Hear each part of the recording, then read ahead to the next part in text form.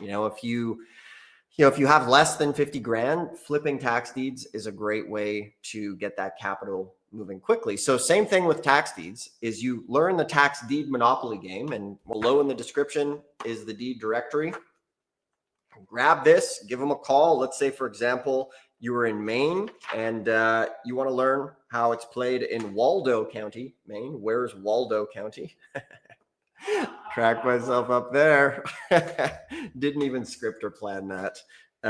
So you go to Waldo County and you ask them, hey, when is the auction? You go through, you get all the rules, and that's why we have in here all of the questions that you ask on, can't remember what page it is, but all of the questions are in there, and you get the rules on how to play that game in that county. And it just gave me an idea. I'm going to order a Monopoly board, and then I can use that to show folks how to play the rules there. So I think that'll be fun for demonstration purposes. So that's why this business is a great arbitrage, is because most people don't understand it, because the rules are different everywhere you go. And there's no big third parties like insurance companies or realtors or hedge funds really in this business, making it $1 billion opportunity. So that's why we teach you how to do it. So if you have any questions, ask in the comments, we'll get to it. And once again, let us know who is tuning in, what city you're in, and what state, and we'll help out tailor the stream. Let's see. Question: can I just buy a lien without going to an auction? Yes, that is called an over-the-counter tax lien. So very similar to what we do with the tax deeds. For example, in Arizona or Alabama, there are thousands of these over-the-counter tax liens sitting there right now that you can collect a full interest rate on, which is super cool. And then the next side of it is there are thousands of tax liens that have been sitting in inventory for 2-3 years that you can buy and start foreclosing on right away, which is very, very awesome. Let's see. Can I buy these deals with an LLC? I'm a foreign national. Absolutely. So you can set up an LLC, get an EIN, register, away you go.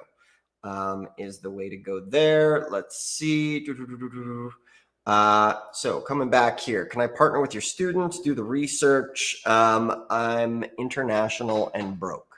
So in that situation, getting into over the counter, save up a bit of money and take a crack at learning the game first is what I would recommend, as far as you need to kind of level up your skill set and work a couple extra weekends, get into the game, start looking for some cheap properties. That's one of the best ways to learn, is to, take a couple $100, $1,000. Everybody can save up a few $100 or a few $1,000s, or get a 0% credit card and go buy some of these as well. Like, for example, Michigan allows you to buy with credit cards, and that's super cool. So let's see who's tuning in here. Here we go. Good question here is, how does the foreclosure process work after somebody doesn't redeem their lien? Yeah, so basically what you would do is hire a real estate attorney, and they will do the foreclosure. They will send out the notices to any parties involved who are interested, perhaps, who might have a right to redeem.